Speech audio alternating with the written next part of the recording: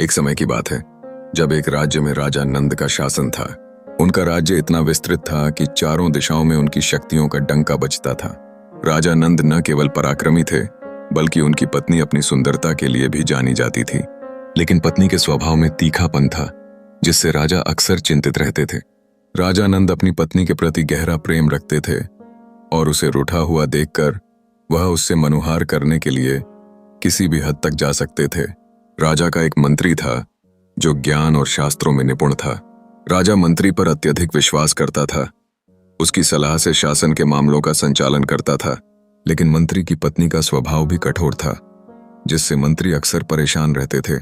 एक दिन जब मंत्री की पत्नी रूठ गई और उसे मनाने में विफल रहे तो मंत्री ने हिम्मत दिखाई और कहा, प्रिय, तुम्हारा रूठना मेरे लिए असहनीय है, बताओ मैं तुम्हें कैसे मनाऊं।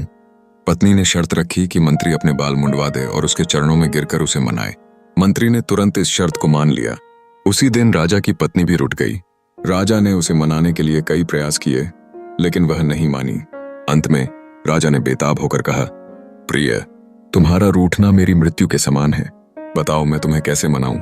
पत्नी ने राजा की इच्छा को सुनते ही उसे कहा, मैं चाहती हूं कि तुम मेरे मुंह में लगाम डालकर घोड़े की तरह दौड़ो। राजा ने बिना किसी हिचकिचाहट के इस अनोखी इच्छा को पूरा किया। यह घटना धीरे धीरे दरबार में फैली और अगले दिन जब दरबार में मंत्री आए तो राजा ने उनसे पूछा, मंत्री जी, आपने क्यों सिर मुंडवा लिया। मंत्री ने उत्तर दिया, महाराज, मैंने उसी कारण सिर मुंडवाया है जैसे पुरुष अपने मुंह में लगाम डालकर घोड़े की तरह दौड़ लगाते हैं। लोग यह सुनकर राजा शर्मिंदा हुए। इस कथा से यह शिक्षा मिलती है कि हमें अपनी मर्यादा की रक्षा करनी चाहिए और किसी भी प्रकार का ऐसा कार्य नहीं करना चाहिए जिससे अपमानित होने की संभावना हो।